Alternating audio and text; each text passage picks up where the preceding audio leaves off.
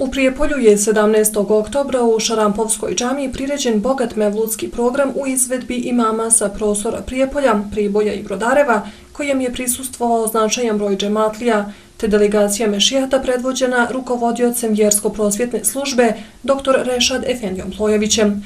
Dan nakon toga, to jest u ponedjeljak 18. oktobra, održane su manifestacije u Novom Pazaru i Tutinu, a mevludski program uz učenje Kur'ana, salavata, ilahija i kasida izveli su imami pomenutih medžlisa, dok su gosti predavači bili muftija dr. Mevlud Efendije Dudić u Novom Pazaru i rukovodilac vjersko-prosvjetne službe u Tutinu.